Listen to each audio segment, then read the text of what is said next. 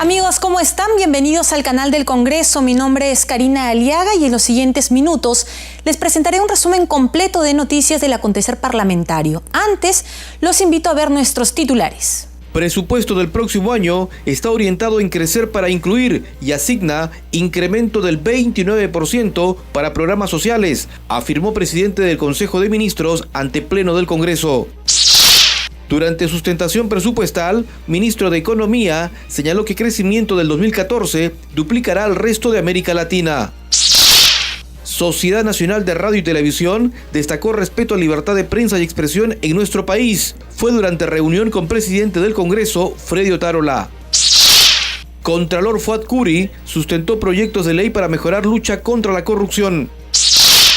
Ministra de Trabajo destacó beneficios del convenio suscrito entre eSalud y Sistema Metropolitano de Solidaridad SISOL y negó que genere altos costos. Empezamos con el desarrollo de las noticias. El presidente del Consejo de Ministros, Juan Jiménez Mayor, y el titular de Economía y Finanzas, Luis Miguel Castilla, sustentaron ante el Pleno del Congreso el presupuesto para el año fiscal 2014, el mismo que asciende a 118.934 millones de soles, que garantiza un crecimiento con eficiencia, justicia, igualdad e inclusión social.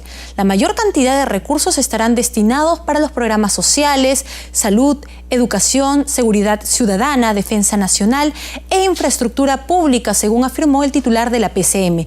Veamos un resumen de su exposición. El primero en exponer fue el presidente del Consejo de Ministros, quien afirmó que el presupuesto del 2014 está orientado en la siguiente premisa: crecer para incluir. Para ello, dijo que contamos con una economía firme y con un clima favorable para la inversión privada. Resulta también importante anunciar que para el 2014 nuestro crecimiento será superior al promedio de los demás países que se encuentran en una similar etapa de desarrollo.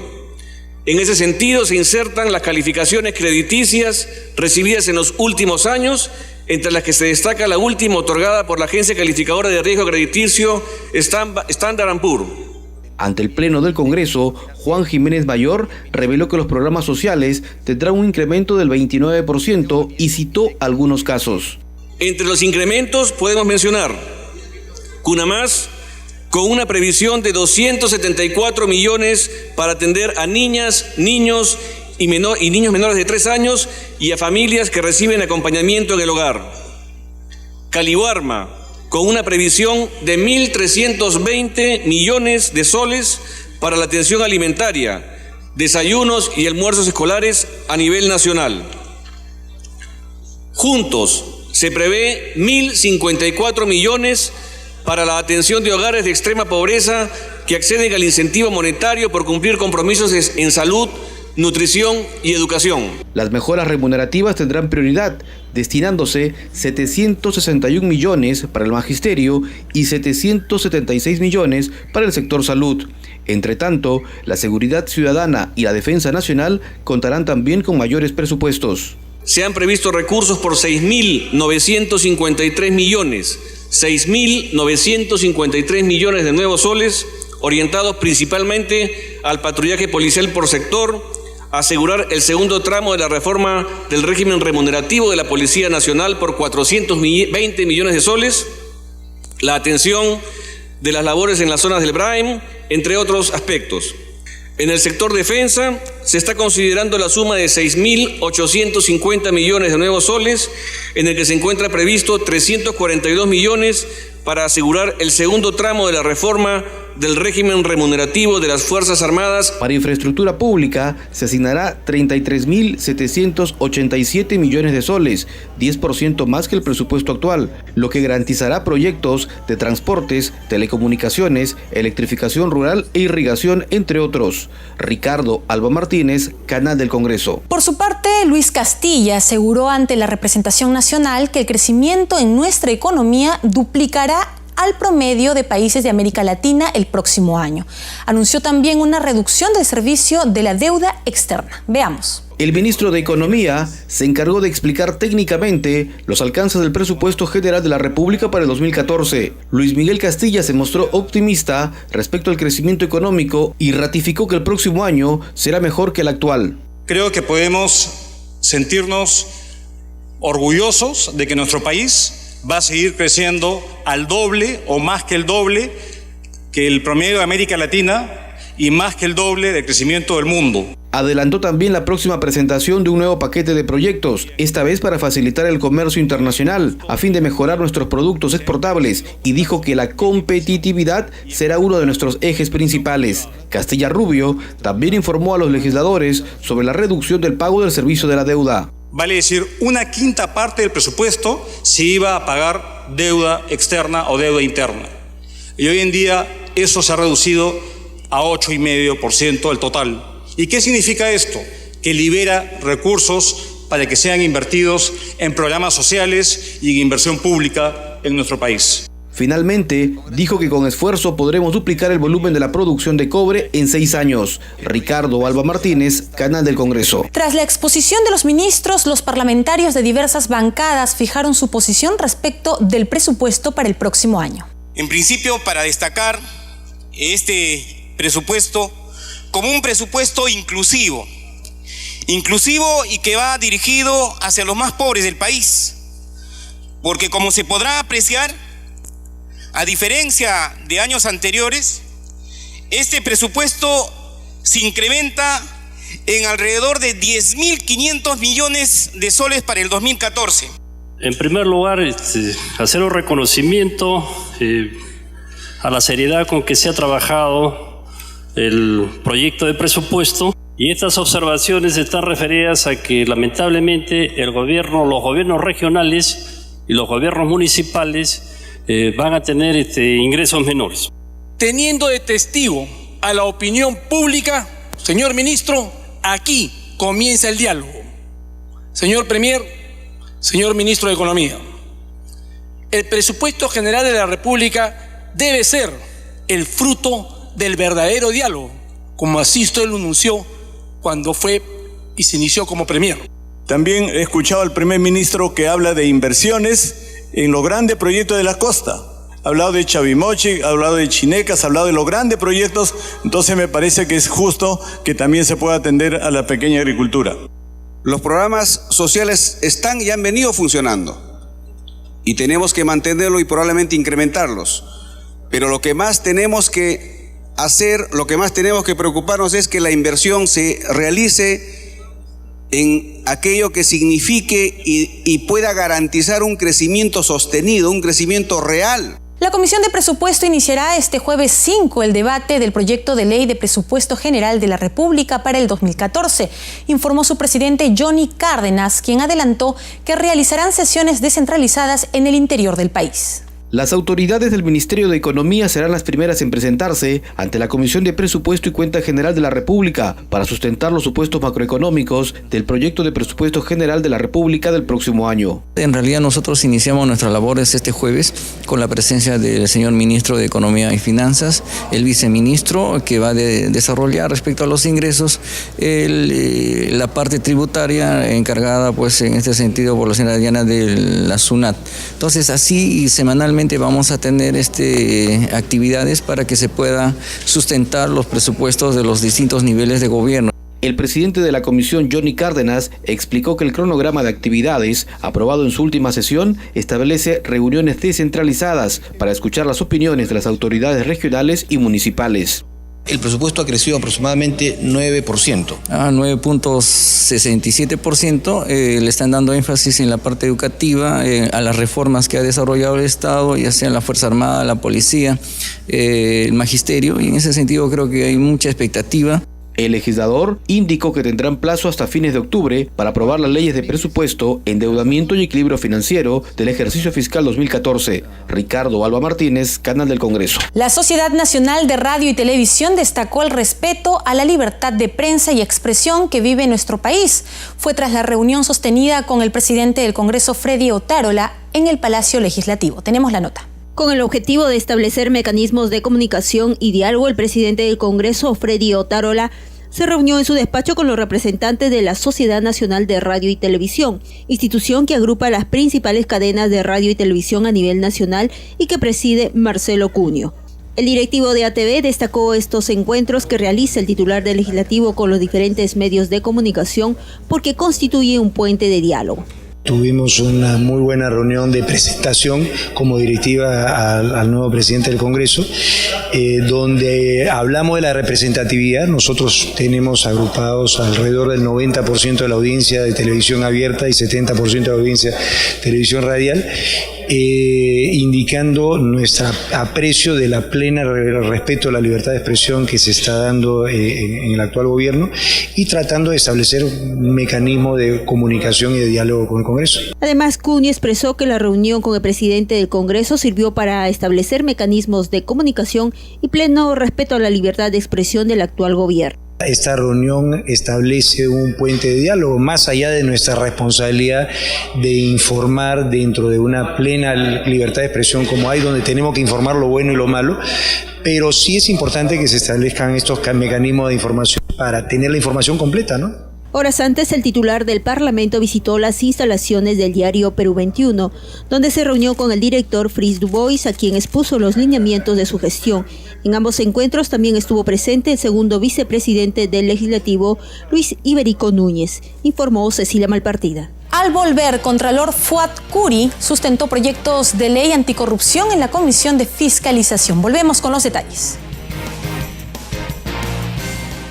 Cuida a tu niño o niña y no permitas que sea víctima de la neumonía. Para prevenir esta enfermedad, debes vacunarlo. Darle leche materna. Llevarlo a sus controles periódicos. Darle alimentos nutritivos. Y abrigarlo adecuadamente. Y si tu niño o niña tiene tos o fiebre, llévalo al establecimiento de salud más cercano. Ámalos, protégelos y abrígalos. Evita la neumonía.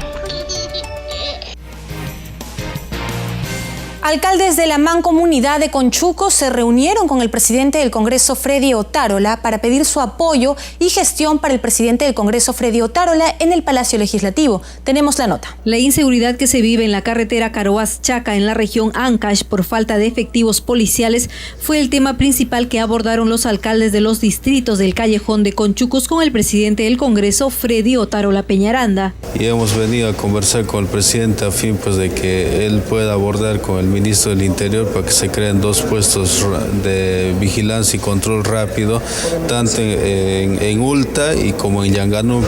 Otro tema abordado en la reunión con el titular del Parlamento fue la falta de saneamiento básico en las comunidades de Pomabamba, Chulpa, Xupluy y Chacas.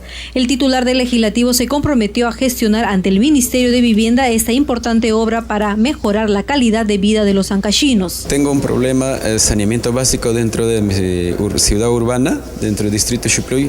Ya desde 2 años vengo ya gestionando al Ministerio de Vivienda, pero hasta la fecha no se da resultado. Los alcaldes de las provincias de Pomabamba y Chumpa, así como el congresista Modesto Julca, participaron de esta reunión. El Contralor General de la República sustentó ante la Comisión de Fiscalización un paquete de iniciativas legislativas que, de ser aprobadas en el Congreso, fortalecerá la lucha contra la corrupción, afirmó. Entre las propuestas planteadas por Fuad Curi ante los miembros de la Comisión de Fiscalización destaca la reforma constitucional que le permita a la Contraloría acceder al secreto bancario y reserva tributaria únicamente para fines del ejercicio del control gubernamental, así como la asignación del 0.5% del presupuesto nacional para el financiamiento de las actividades de su sector y de este modo contar con la capacidad e infraestructura requerida. Esta es la parte donde la ley me exige hacer algunas recomendaciones.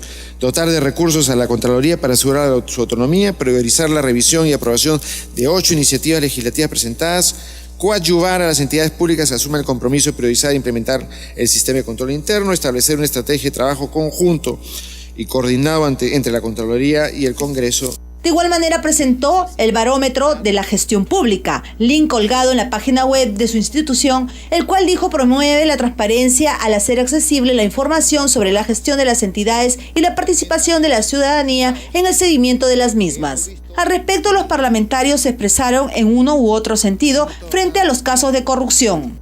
En cuanto a los procesos, me preocupa, presidente, porque los procesos judiciales que tiene la Contraloría han aumentado de 11.000 el 2010 a 20.000 el 2012. No tenemos la cifra del 2013 cuántos procesos hay. Y civiles, y cuando se trata de penales, la proporción es más o menos parecida. Yo no sé ¿Cuántos de estos procesos se ganan o se pierden?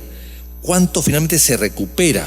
Le han dado 335 millones y ya lleva gastado el 58%, pero yo veo que con esto es preocupante porque acá solamente en el avance de la ley 2955, en jefes de OSI son 202, personal de OSI 219, es decir, solamente un 22.9%. Previamente, el presidente de la comisión, Vicente Ceballos, informó que asistirá en una próxima sesión el jefe de la Unidad de Inteligencia Financiera, Sergio Espinosa, para exponer el informe emitido por esa entidad respecto al caso del exmandatario Alejandro Toledo.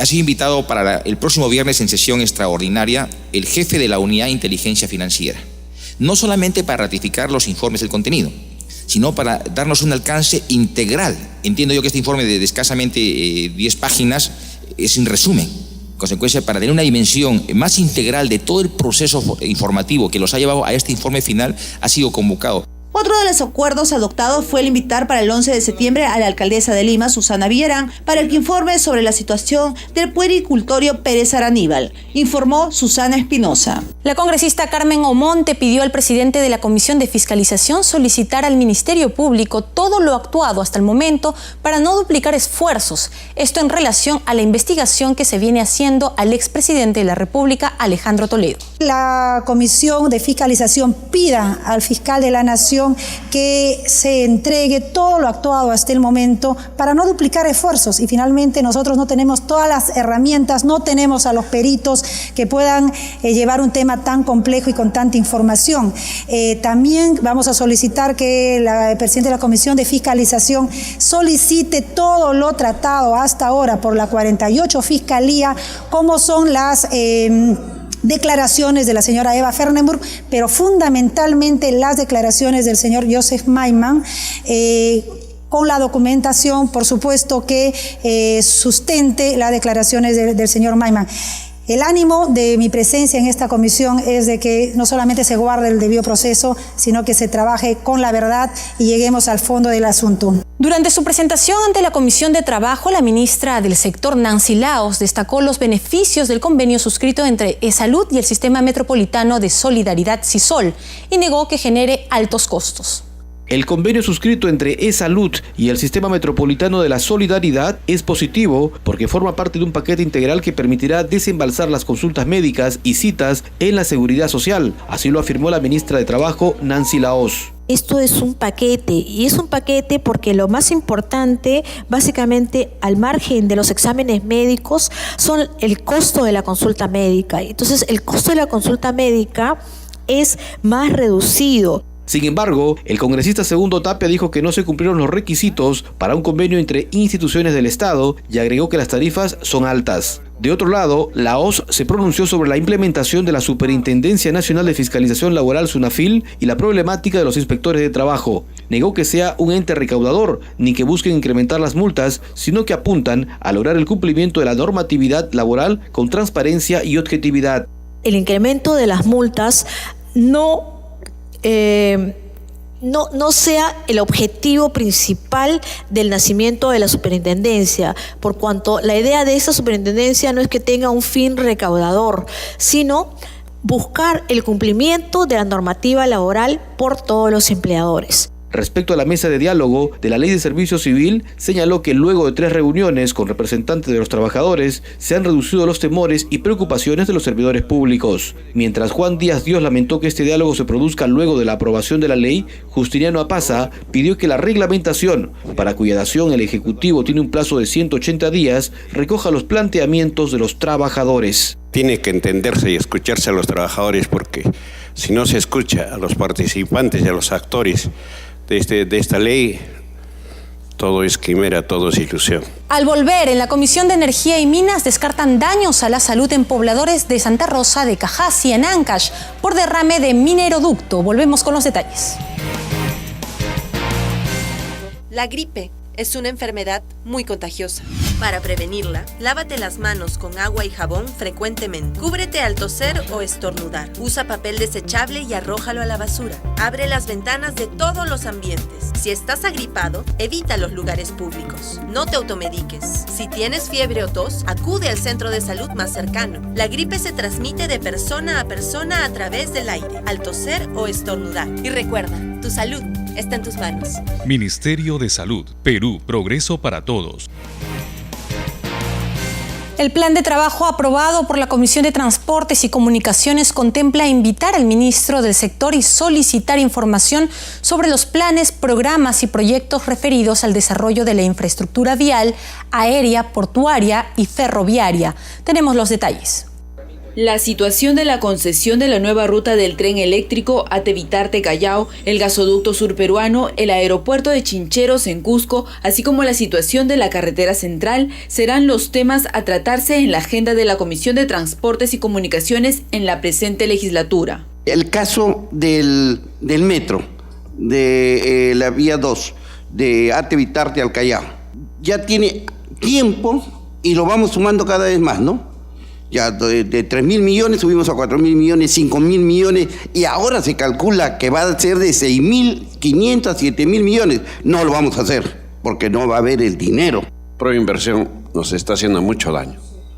En el caso específico, el gasoducto surperuano, que es de vital importancia. Ya la cuarta vez que lo están reprogramando, postergando. Yo creo que lejos de ser un canal de viabilidad en la solución de los problemas, es más bien un obstáculo. De otro lado, el congresista Roberto Angulo, tras advertir que la seguridad vial en nuestro país se encuentra en emergencia por el incremento de accidentes de tránsito, principalmente en las carreteras, sustentó el proyecto de ley que declara de necesidad pública e interés nacional la educación en seguridad vial. El proyecto fue respaldado por la congresista Carla Schaefer. Deberíamos hacer hasta una sesión extraordinaria, presidente, invitar al Consejo Nacional de Seguridad Vial, a la ministra de Educación, porque ya lo dijo el señor, hay un temario, hay un libro para poder dar este curso, ¿no? La congresista Natalie Condori sustentó el proyecto de ley que propone restaurar la vigencia de la Ley 28.972 que formaliza el transporte de pasajeros en automóviles colectivos. Finalmente, la comisión aprobó la constitución de 4 grupos de trabajo para la presente legislatura. El primero de transporte terrestre y seguridad vial, el segundo de transporte aéreo, el tercero de transporte marítimo, fluvial y lacustre y el cuarto de comunicación y telecomunicaciones, informó Rocío Martínez. En la Comisión de Energía y Minas, luego de escuchar los informes pertinentes del sector salud, quedó descartado daños a la salud de la población de Santa Rosa del distrito de Cajacay, en Ancash, tras el derrame de cobre por la rotura de un mineroducto en julio del 2012. Veamos la nota.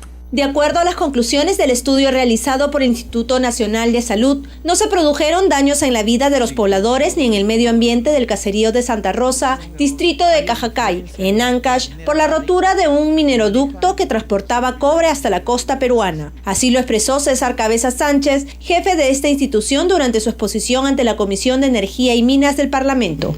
Hay población expuesta, la evidencia está ahí.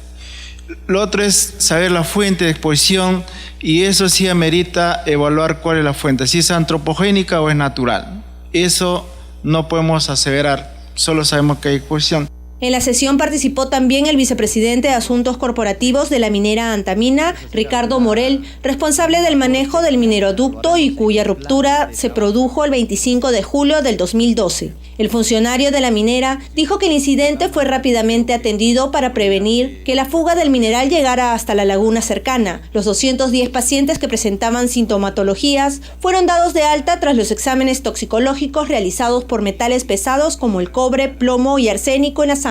Por su parte, el titular de la comisión ordinaria, Agustín Molina Martínez, dijo que el paro indefinido previsto para este mes por la población de Cajacay estaría ligada a otros fines en contra de la minera Antamina. Los señores congresistas han quedado satisfechos con las exposiciones y no ha habido ninguna discrepancia. Entonces acá el tema de que están preparando esta marcha los pobladores de Cajatay es más por la cuestión de indemnización y no por el problema de salud o el daño que ha ocasionado la mina. Se precisó que la construcción de la represa de Huarcocurán, convenio firmado entre el Ministerio de Agricultura y la minera Antamina, beneficiará a 12 caseríos y más de 500 hectáreas de terrenos de la zona. No es una medida adoptada como reparación por el derrame del concentrado de cobre, sino como un aporte que generará empleos y desarrollo a la comunidad como parte del programa del gobierno Mi Riego con el cofinanciamiento de la empresa privada, informó Sandra Romero, Canal del Congreso. Pobladores de Piura y Tumbes entregaron en el Congreso de la República un manifiesto por la vida y familia, rechazando el aborto en todas sus formas. 20 tomos conteniendo 60.000 firmas de ciudadanos de ambas regiones fueron entregados por el obispo piurano, Monseñor José Antonio Eguren, al congresista Juan Díaz Dios. Veamos la nota. Ante la alarmante cifra de 400.000 abortos al año que se registra en el país, los pobladores de Piura y Tumbes entregaron al Congreso de la República 60.000 firmas en rechazo al aborto y en defensa de la vida y familia.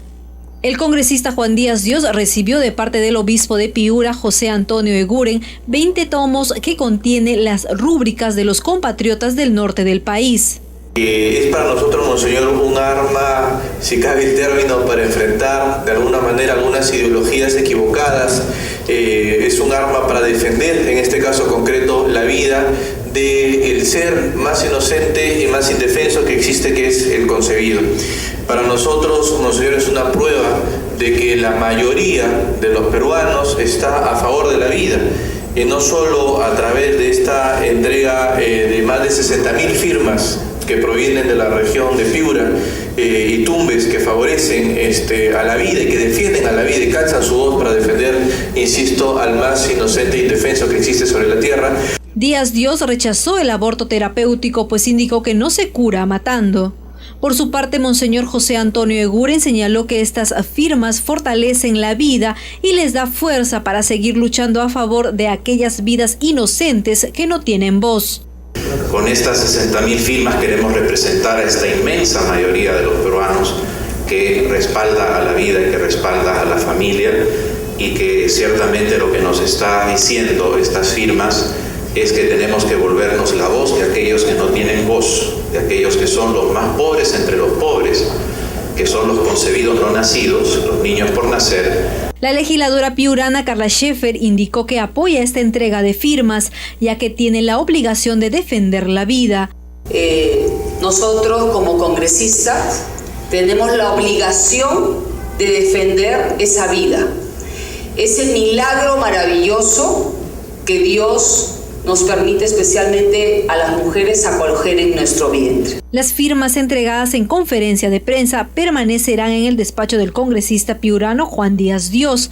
A esta actividad también asistió la parlamentaria María Magdalena López Córdoba. La Comisión de Cultura y Patrimonio Cultural aprobó importantes proyectos de ley para restaurar y poner en valor 2 importantes santuarios del país que se encuentran en mal estado.